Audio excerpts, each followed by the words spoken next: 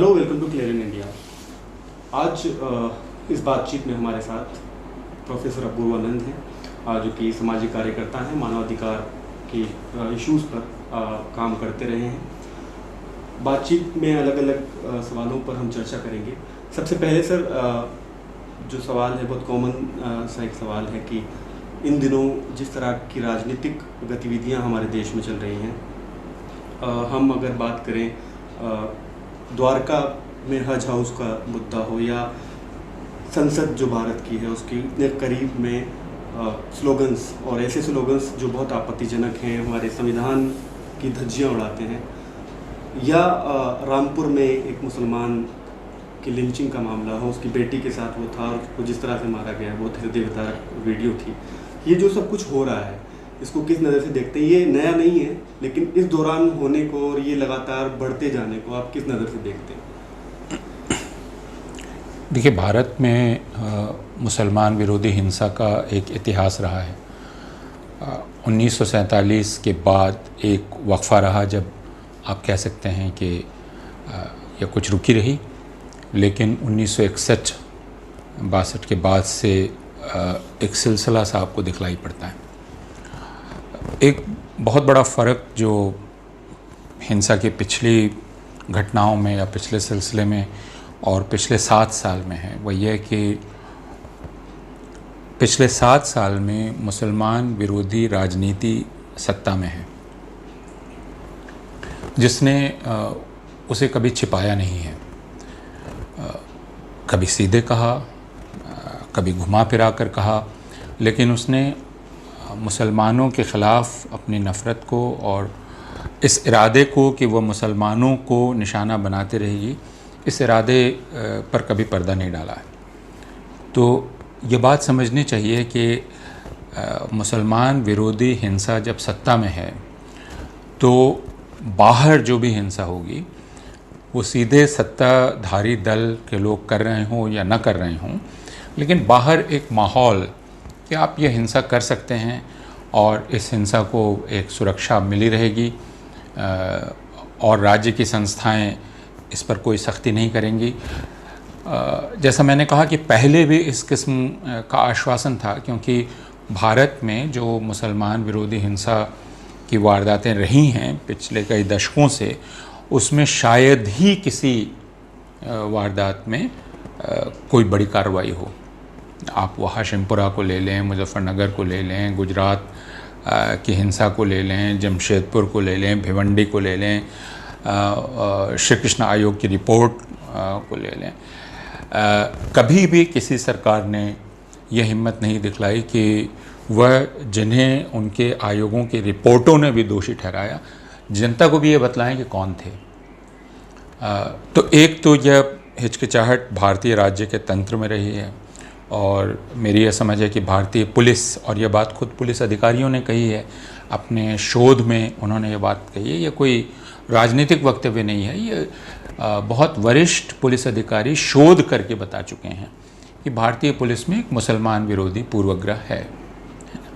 तो जब पुलिस भी हो, और सिर्फ मुसलमान विरोधी नहीं, मौका पड़ने पर वह किसी भी अल्पसंख्यक के ख़िलाफ़ जा सकती है। 1984 में हमने देखा कि पुलिस उनके साथ मिली हुई थी जिन्होंने सिखों को मारा। तो मुसलमानों के लिए तजुर्बा तो नया है नहीं। फिर भी 7 साल में जो नई बात है वो ये कि अब इसको एक तरह का लाइसेंस मिल गया है कि आप ये कर सकते हैं। और पहले जहाँ इसे लेकर थोड़ा लिहाज था, थोड़ी हिचकिचाहट थी, अब यह एक नई इज़्ज़त पाने का जरिया हो गया है। इससे आपका रुतबा बढ़ता है, इससे आपकी राजनीतिक हैसियत बढ़ती है।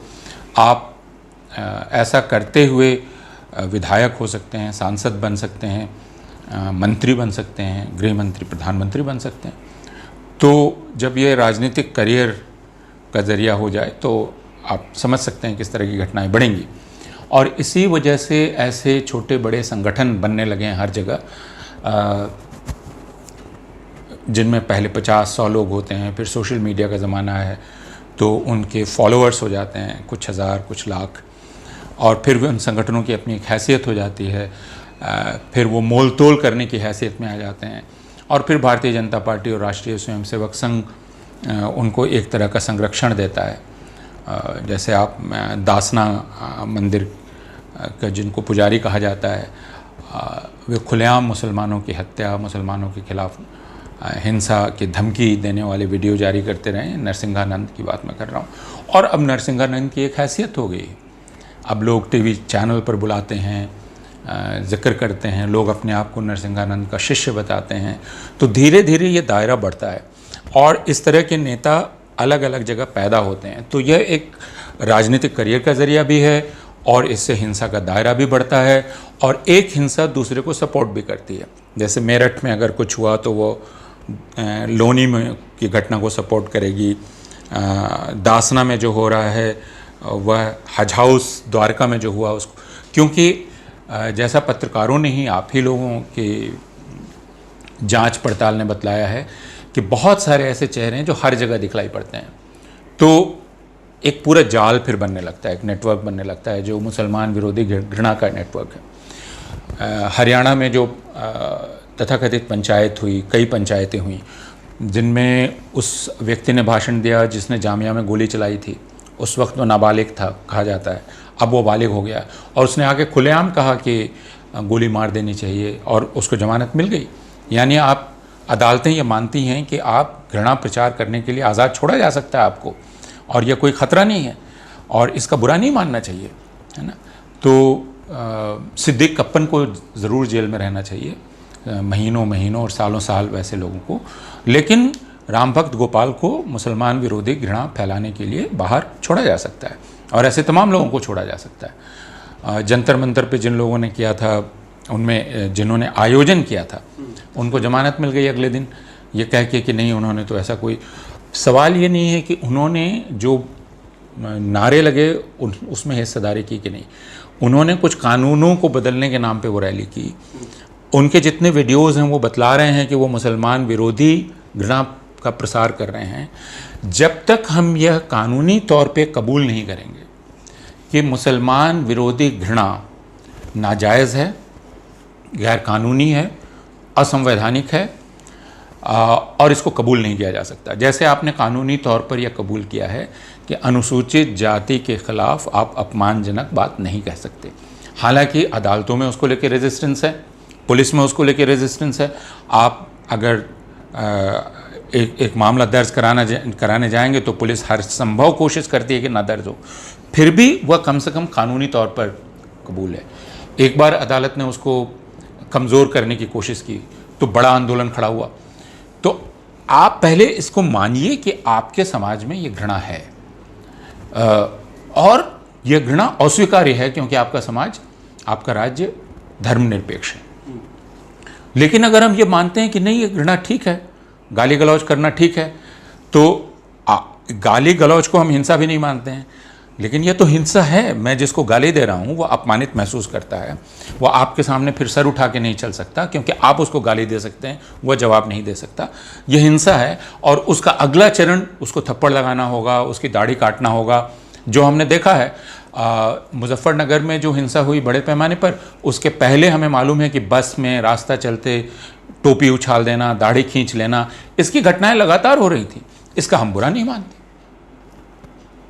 हमें यह नहीं लगता कि यह असभ्यता है, यह गैर कानूनी है और यह अपराध है। इस वजह से जंतर मंतर और हज हाउस और फिर कानपुर में जो आप कह रहे हैं जो इतना शर्मनाक है और इतना बेभत्स है कि एक गरीब, और मैं गरीब कह रहा हूँ तो इसलिए नहीं कि आपको धनी को मारने का हक है और गरीब को गरीब होने के चलते आप छोड़ दें, उसको आपने मुसलमान होने के चलते मारा और आप देख सकते हैं कि पुलिस उसके चारों तरफ और लोग मार रहे हैं उसको और पुलिस उनको रोक नहीं रही है और बच्ची लिपटी जा रही है, वो चिल्ला रही है। ये हिंदुस्तान के लिए पूरी दुनिया में उसका सर शर्म से झुकना चाहिए। उसके बाद हम झंडा ही कैसे फहरा रहे थे अगले दिन, राष्ट्रगान गा के। वो राष्ट्रगान हम कैसे गा सकते हैं जिसको गाने के लिए आपने मरते हुए मुसलमानों को मजबूर किया, उनको ठोकर मारी। उस राष्ट्रगान को गाते समय तो मेरे निगाह में हमेशा वो तस्वीर रहती है जिसमें आपने उसको ठोकर मारी, आपने कहा गाओ और आपने वो मर गया। उसके बाद तो फिर उस राष्ट्रगान को गाते समय मैं फ़ख्र कैसे महसूस करूँगा? उस झंडे को लेकर मैं फ़ख्र कैसे महसूस करूँगा जिसको लेकर आप बकरीद के दिन, ईद के दिन जामा मस्जिद पर चढ़ जाते हैं और नमाज़ पढ़ के जो निकल रहे हैं उनको कहते हैं ज़बरदस्ती कि झंडा पकड़ो। ईद बकरीद में जामा मस्जिद पे झंडा लेके चढ़ने का क्या मतलब? बहुत सारे सवाल अभी आपकी इस बातचीत के बाद मेरे जहन में उमड़ रहे हैं। ये जो एक पूरा जर्नी रही है आज़ादी के बाद से अब तक की, कैसे एक जो राष्ट्रवाद के नाम पर एक मिथक छोड़ा गया और उसके बाद आपने जिस तरह से बताया कि 4 लोग मर रहे हैं और उनको राष्ट्रगान कहने के लिए मजबूर किया जा रहा है, वो भी हमारे प्रशासन के द्वारा, पुलिस के द्वारा। तो ये जो हुआ है, जो जर्नी है पूरी, इसका होना कैसे हो पाया, किस तरह से ये पॉसिबल हुआ? देखिए, भारत में एक इतिहास, मैंने आपको इतिहास बतलाया, एक इतिहास रहा है बहुसंख्यकवाद का, मुसलमान विरोध का। हमको इसको कबूल करना चाहिए। वह अंग्रेज़ों के ख़िलाफ़ जो मुहिम चल रही थी उस दौरान भी मौजूद था। उसके बाद पाकिस्तान बन जाने के बाद एक बहाना मिल गया कि आप बार बार पाकिस्तान को सामने रखकर हिंदुस्तान के मुसलमानों को शर्मिंदा करते रहेंगे, उनको खामोश करते रहेंगे, तुम्हारे नाम पे बन गया, अब तुमको कुछ कहने का हक़ नहीं। तो यह एक प्रकार जैसे सांप्रदायिकता कहा जाता है, मुसलमान विरोधी और ईसाई विरोधी भी थी। यह सांप्रदायिकता भारतवर्ष की राजनीति का एक अभिन्न हिस्सा रही है। लेकिन एक समय तक भारत में आप ये कह सकते हैं कि जवाहरलाल नेहरू जैसे नेता थे जो बहुत स्पष्ट रूप से ये कहते थे कि बहुसंख्यकवादी सांप्रदायिकता अधिक खतरनाक है। उसको लेकर उनको कोई संदेह नहीं था। और इस बहुसंख्यकवादी संप्रदायवाद ने गांधी की जान भी ली थी। इस वजह से पूरे देश में एक वक्त तक इस राजनीति को लेकर एक वितृष्णा का भाव रहा कि इसको जगह नहीं दी जानी चाहिए, और कम से कम एक मत राजनीतिक माहौल स्थान में रहा कि आप इसमें इनको बराबरी की जगह नहीं देंगे। लेकिन धीरे धीरे ये कमज़ोर पड़ने लगा और लोगों ने समझौता करना शुरू किया। नेहरू की मौत के बाद समाजवादियों ने समझौता किया, वामपंथियों ने भी बुरा नहीं माना उनके साथ मिलकर सरकारें चलाने में। बिहार जो संवित सरकारें बनी थी 60 के दशक में, उसमें जनसंघ भी शामिल था और वामपंथी दल भी शामिल थे। तो आपने फिर देश की जनता को कहा कि नहीं, ये जायज़ आवाज़ें हैं, ये जायज़ हैं और इनके साथ हाथ मिलाने में कोई दिक्कत नहीं, इनके साथ चाय पीने में कोई दिक्कत नहीं। तो यह बिल्कुल उलट था। जैसे द्वितीय विश्व युद्ध के बाद और हिटलर के हार के बाद जर्मनी में, पूरे यूरोप में, पूरी दुनिया में यह कहा गया कि यहूदी विरोध गैर कानूनी भी होगा और असभ्य भी माना जाएगा। तो आप यूरोप में किसी भी जगह स्वस्तिक लगाकर आप बैठ नहीं सकते, है ना। किसी पार्टी में मैं आपको चाय नहीं पिला सकता, है ना। और ये इसलिए नहीं कि मुझ पर कोई मुकदमा हो जाएगा, बल्कि इसलिए कि मैं इसे गैर मुहज़्ज़ब मानता हूँ, मैं इसको असभ्यता मानता हूँ कि कोई किसी समुदाय के खिलाफ़ घृणा रखता है और उसका इजहार भी करता है। लेकिन भारतवर्ष में इसको माना गया कि नहीं, ये ठीक है। जो पूरा संगठन ही इस आधार पर बना है कि वह भारतवर्ष में मुसलमानों, ईसाइयों को दोयम दर्जे का नागरिक मानता है, उस संगठन के साथ कोई कैसे रिश्ता बना सकता है, ये बुनियादी सवाल होना चाहिए था। लेकिन भारत में उसके साथ समझौते किए गए। जनता को कहा गया कि नहीं, ठीक है, ये बराबरी के प्रतियोगी हैं। ये 60 के दशक में हुआ, फिर 70 के दशक में हुआ, जयप्रकाश नारायण के आंदोलन में हुआ, जिसमें राष्ट्रीय स्वयंसेवक संघ की बड़ी भूमिका थी। जयप्रकाश नारायण ने कहा कि अगर राष्ट्रीय स्वयंसेवक संघ फासिस्ट है तो मैं भी फासिस्ट हूँ, तो उन्होंने उसको जायज़ ठहराया। उसके पहले लोहिया ने कांग्रेस को हटाने के लिए कहा था कि शैतान से भी हाथ मिलाना पड़े तो शैतान से भी हाथ मिलाएंगे, और फिर सब ने किया। जैसे कश्मीर में नेशनल कॉन्फ्रेंस को बुरा नहीं लगा भारतीय जनता पार्टी के साथ सरकार बनाने में, और फिर पीपुल्स डेमोक्रेटिक पार्टी को बुरा नहीं लगा राष्ट्रीय स्वयंसेवक संघ की भारतीय जनता पार्टी के साथ सरकार बनाने में। और इनको पता था कि अगर लाइसेंस मिल जाए तो राष्ट्रीय स्वयंसेवक संघ की कामना है कि भारत मुसलमानों से खाली हो जाए। उसमें आप अगर उनकी सरकार में शामिल हैं तो आप संदेश क्या दे रहे हैं? यह सिलसिला चला और धीरे धीरे धीरे धीरे उनकी पहुंच बनी। और चूंकि इस दिमाग के लोग हिंदुस्तान में रहे हैं, और मैं आपको 1947 के नवंबर दिसंबर में इंदिरा गांधी का एक ख़त, ये कई जगह मैंने ये बात कही है, इंदिरा गांधी के ख़त का हवाला देना चाहता हूँ जो उन्होंने अपने पिता जवाहरलाल नेहरू को लिखी थी। लखनऊ से आज़ादी मिली थी। उन्होंने कहा कि मेरा दम घुटता है क्योंकि पार्टी में, यानी कांग्रेस में, ब्यूरोक्रेसी में और पुलिस में राष्ट्रीय स्वयंसेवक संघ की मानसिकता के लोग भरे हुए हैं। तो यह मानसिकता थी और हमें इससे सावधान होना था, लेकिन हमने उसके साथ समझौता कर लिया। उसका नतीजा हम देख रहे हैं कि उसने धीरे धीरे जगह बनाई और अब वह काबिज़ हो गई है और वह हमसे बड़ी हो गई है और अब हम उसका नियंत्रण नहीं कर सकते।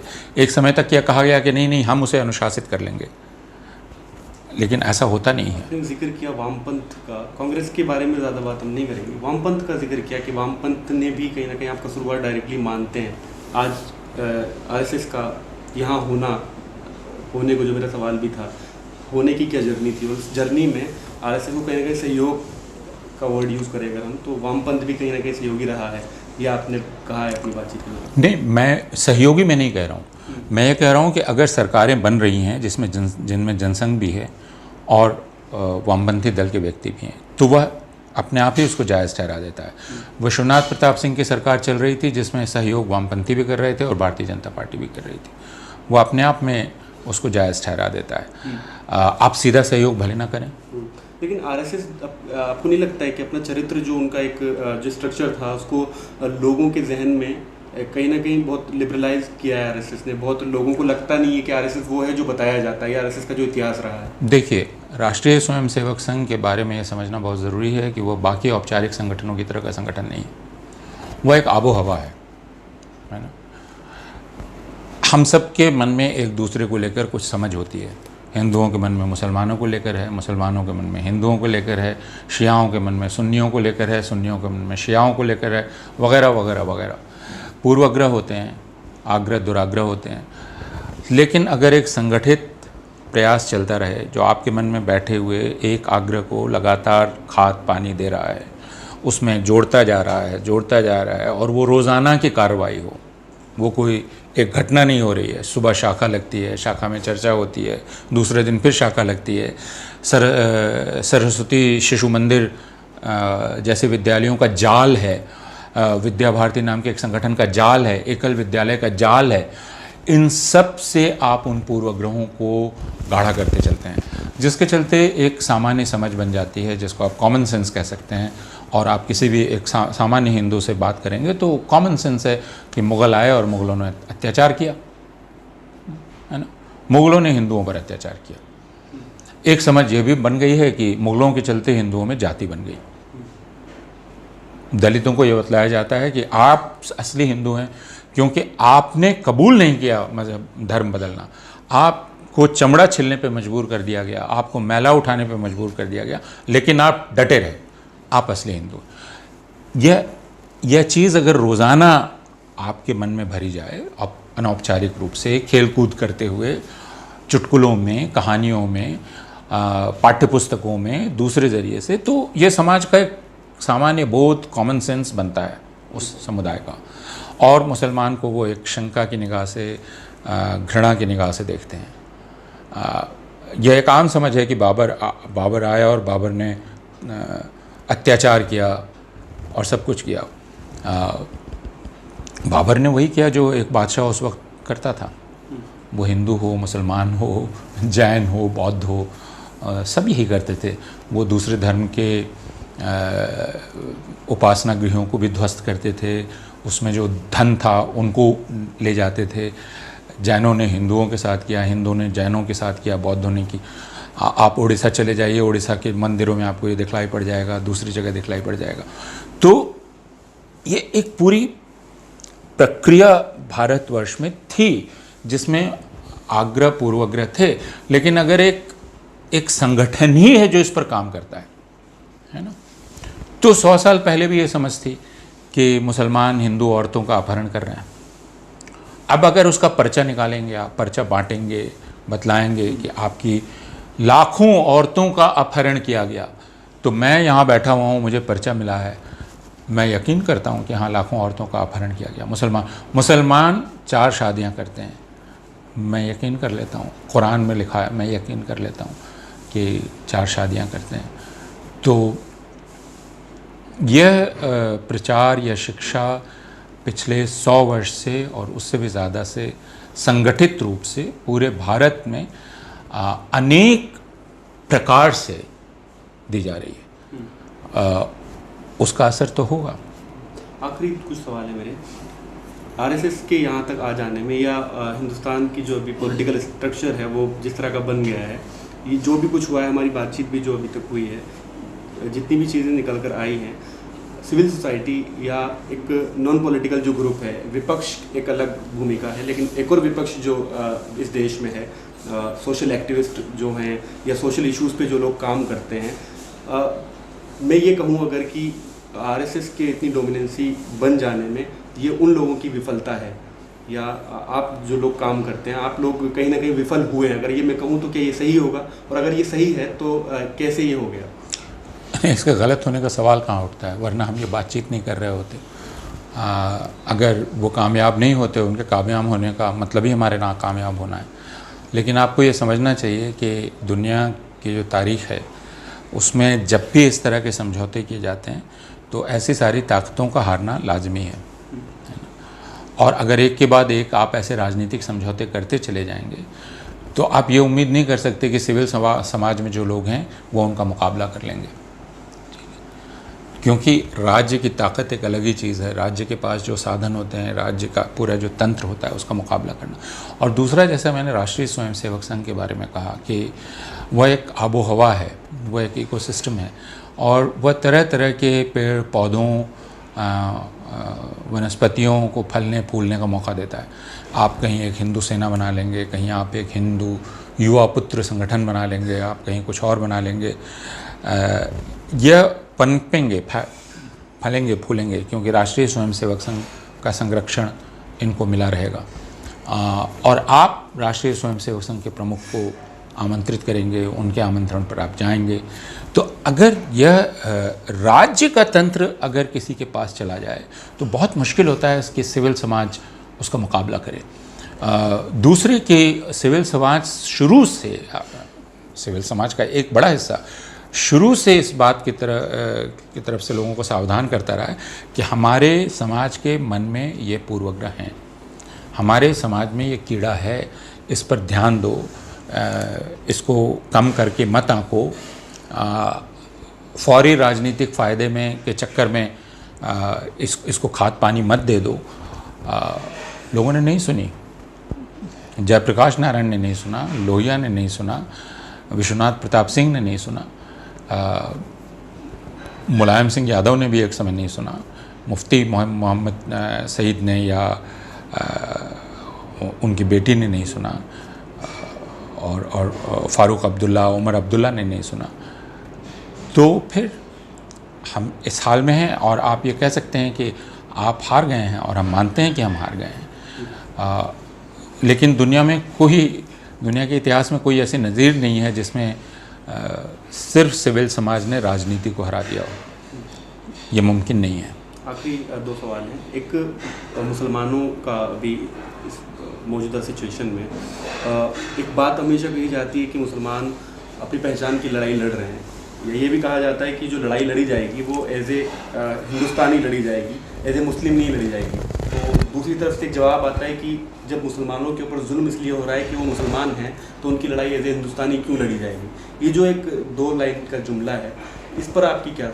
देखिए, एक बहस है। वो बहस क्या है कि हिंदुस्तानियत क्या है। राष्ट्रीय स्वयंसेवक संघ कहता है हिंदुस्तानियत का रंग हिंदू रंग है। आप बस उस रंग में रंग जाइए, आप कबूल कर लीजिए।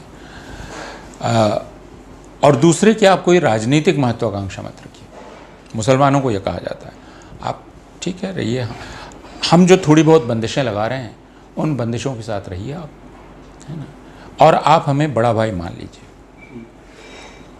बीच बीच में हम आपको अनुशासित भी करेंगे। अगर आप भटकेंगे तो हम थप्पड़ भी लगा देंगे, उसका बुरा मत मानिए। हमने आपको वंदे मातरम गाने के लिए कहा, आप गाइए, इसमें क्या दिक्कत है। तो यह एक समझ है कि हिंदुस्तानियत यह है।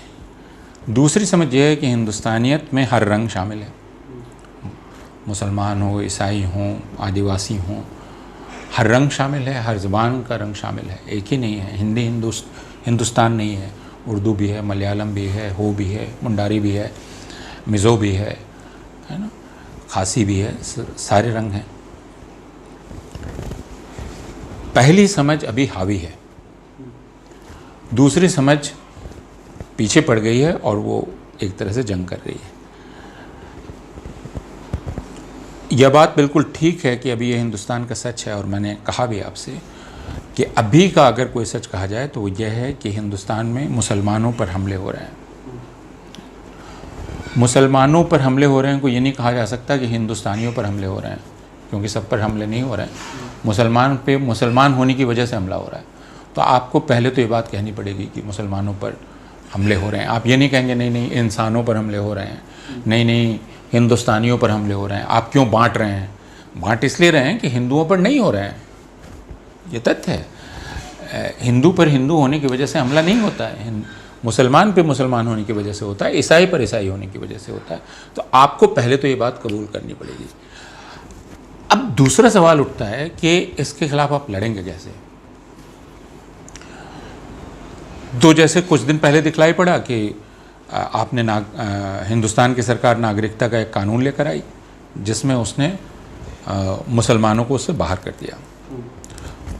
उससे पहली चोट मुसलमानों को लगी, उन्होंने अपमानित महसूस किया, उन्होंने महसूस किया कि उनको अलग कर दिया गया, और वे खड़े हुए। जब वे खड़े हुए तो उनके साथ और लोग भी खड़े हुए, क्योंकि ये उनको लगा कि हिंदुस्तानियत की जो साझा समझ है ये उस पर हमला है। तो ये मुसलमानों की लड़ाई थी, लेकिन ये हिंदुस्तानियत की भी लड़ाई थी। और पूरी दुनिया में आज तक जो लड़ाइयाँ लड़ी गई हैं, जो जिनके साथ जुल्म होता है, वे जब लड़ाई लड़ते हैं तो वे अकेले नहीं लड़ते हैं, वो एक साझेदारी बनाते हैं, और उस साझेदारी से वो लड़ाई लड़ी जाती है और तभी जीती जाती है। तो यह बिल्कुल ठीक है कहना कि इस हिंसा को आप इस पर लीपापोती ना करें, ये ना कहें कि यह हिंदुस्तानियत पर हमला है वगैरह। आप पहले यह कहें कि यह मुसलमानों पर हमला है, ये मुसलमानों के हक़ पर हमला है, उनकी बराबरी के दावे पर हमला है। इस बात को आप पहले कबूल करें। दूसरे कबूल करें कि मुसलमान जो इसकी मुखालफत कर रहे हैं वो अपने लिए भी कर रहे हैं और वो हिंदुस्तानियत के लिए भी कर रहे हैं, हिंदुस्तान के संविधान के लिए भी कर रहे हैं। बल्कि मैं तो अभी ये कह रहा हूँ कि हिंदुस्तान की जमहूरियत को बचाने का और हिंदुस्तान के संविधान को बचाने की जद्दोजहद अगर कोई कर रहा है सबसे ज़्यादा तो वो मुसलमान कर रहा है। तो हमें शुक्रगुजार होना चाहिए उसका।